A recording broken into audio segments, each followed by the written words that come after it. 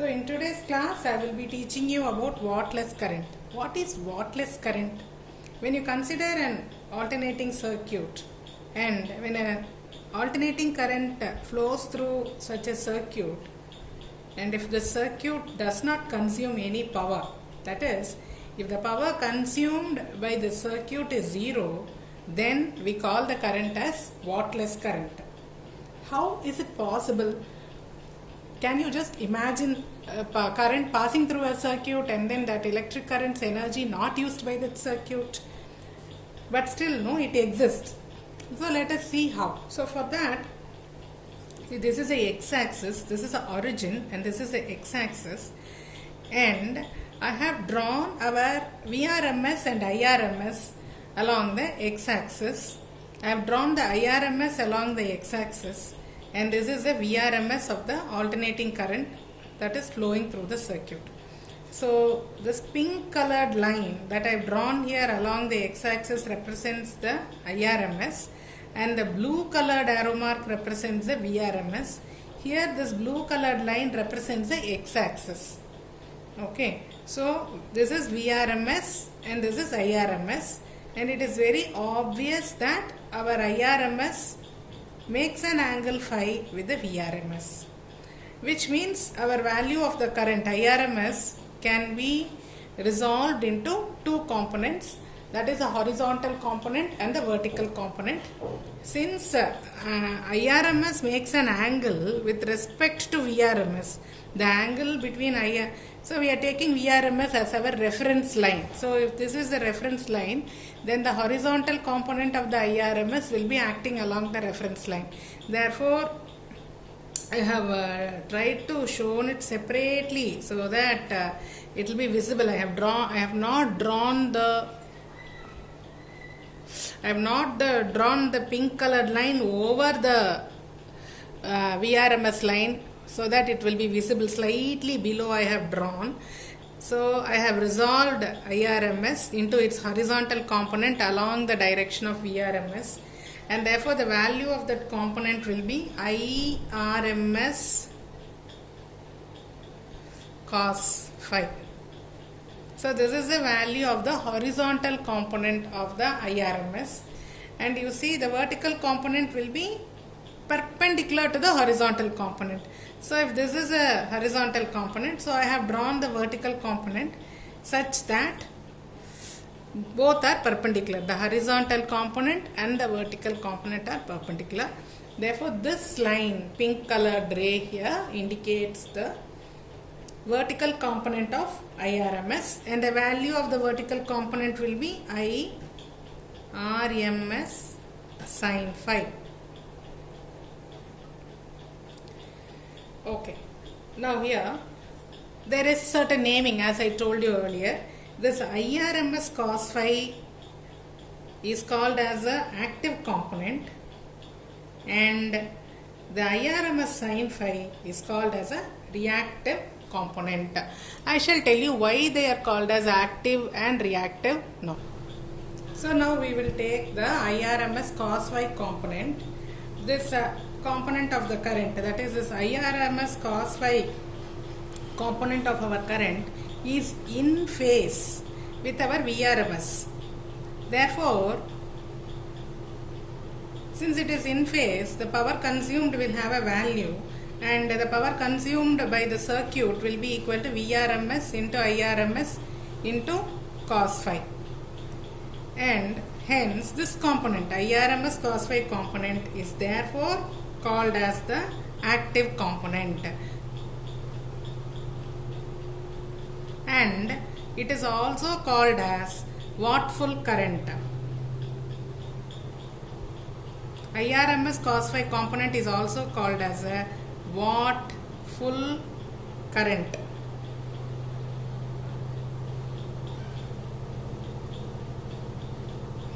Now next we shall discuss the other component, that is IRMS sin phi component. So if you consider this vertical component of the current IRMS, that is the vertical component given by IRMS sin phi, then there is a phase angle of pi by 2 between Vrms and Irms sin phi.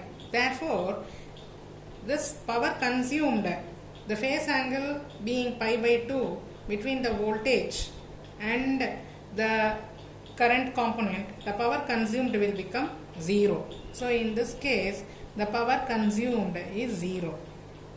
Therefore, it is called as the reactive component, and hence the current is also known as wattless current. The wattless current occurs only in purely inductive or purely capacitive circuits. Now, we shall also discuss the various expressions by which power factor can be expressed. The first way in which the power factor can be expressed is its general expression, that is cos phi. So you must remember, isn't it? True power is equal to apparent power into cos phi, where that is power average is equal to Vrms Irms into cos phi, where Vrms Irms is called as apparent power and power average is called as a true power, where cos phi is called as a power factor. Therefore, the first way of expressing power factor is using cos phi. Now, what is the next method? The next method of expressing the power factor is by R by Z, where R is the resistance in the circuit and Z is the inductance in the circuit. You might be wondering how we got this expression. So for this, we have to go back to our RLC circuit and the phasor diagram that we studied in the RLC circuit. See, this is the phasor diagram of our RLC circuit. This OA represents our voltage across a resistor, OD voltage across, OB voltage across the inductor, and OC represents a voltage across a capacitor. Then since it is an inductive, predominantly inductive, voltage across the inductor will be greater. Therefore, we got the resultant here as VL minus VC. Therefore, OD represented VL minus VC. And this is the resultant voltage, that is the net voltage in the circuit due to the three components. So that is expressed as voltage triangle and impedance triangle here. So this is a voltage triangle where the voltage across the resistor is taken along here, and the peak voltage represented by the resultant voltage is taken along OE, and this will represent VL minus VC. That is, we are completing the triangle using the triangle law in the vector addition, and therefore this EA will correspond to VL minus VC. This is called as a voltage triangle. And similarly, in the similar way, we can express the reactance offered by the circuit using a impedance triangle. So OA here, that is, this will represent the resistance offered by the resistor, and this OE will be representing the total reactance offered by the circuit, that is Z, and AE will represent the difference in the resistance offered by the inductor and the capacitor, that is XL minus XC. So this is our area of concentration now. See, if you look into this impedance triangle, and this is a phase angle, that is O, the phase angle between the current and the voltage is given by phi. So now what is cos phi? So cos phi will be equal to adjacent side by hypotenuse, that is R by Z. Thus we got this expression for power factor, cos phi is equal to R by Z. Now what is the third way of expressing the power factor? We have learnt already that power average is equal to Vrms into Irms into cos phi, and this can also be called as true power is equal to apparent power into power factor, where power average is a true power, Vrms into Irms is apparent power, and cos phi is a power factor. So now cos phi can be represented as true power divided by apparent power. So that is our next representation of. So thus power factor can also be represented as power average divided by Vrms into Irms, or can be also called as true power divided by apparent power. Now the significance of power factor.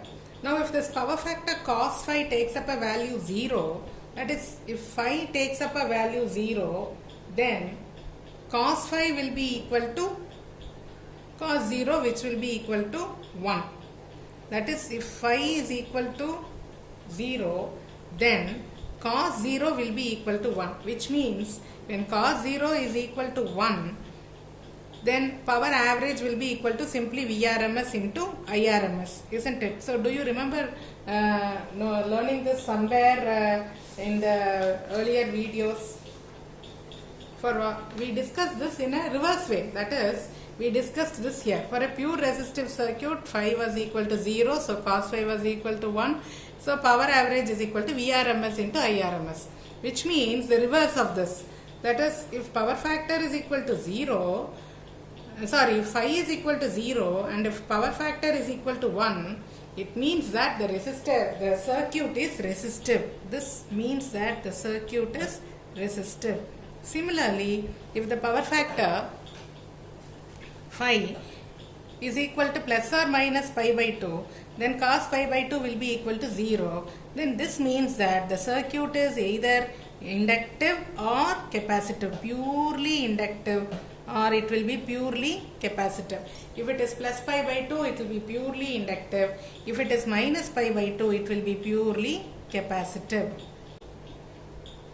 So what will happen when the power factor, what will happen to the power factor when the phase angle phi varies from pi by 2 to 90. So this will be the case when the circuit is purely RLC, that is when the resistor, inductor and capacitor all are active, and when our AC circuit is purely RLC circuit, then the phase angle phi between the voltage and the current can vary from pi by 2 to 0.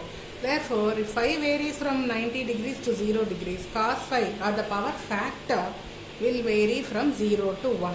So, if the power factor varies from 0 to 1, it means that the circuit is an RLC circuit where all the three components are active.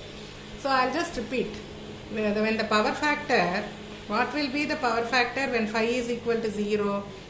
It will be equal to 1. Power factor will be equal to 1, which means the circuit is resistive.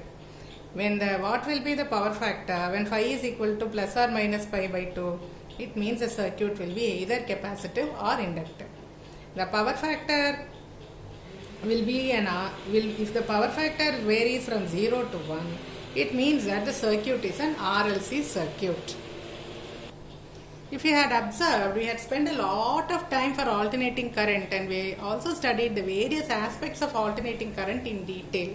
That is because alternating current has got lot of advantages over direct current. This alternating current is advantageous over direct current in the sense that the generation of an alternating current is very, very cheap and conserving when you compare it with a direct current. And moreover, when the power supply is transmitted from the point of production to the point of consumption, transmitting a high voltage AC current will be cheaper than transmitting a direct current. Similarly, an AC current can be easily converted into a direct current. Therefore, alternating current is much sought after and advantageous than direct current. But it still does have some disadvantages, like when it comes to alternating current, we cannot use an alternating current to charge our batteries while electroplating and also during electric traction. So for all these cases, we have to again turn to direct current. So this is one disadvantage. Then the next one is, it is very, very important. This is the most important disadvantage of alternating current. That is, it is very, very dangerous to handle high voltage alternating current than DC current. So thus, having discussed the advantages and disadvantages of alternating current over direct current, we have almost concluded our study of alternating current, measurement of alternating current, various alternating current circuits, then the power in alternating current, wattless current, all these things comprises our study. Thank you.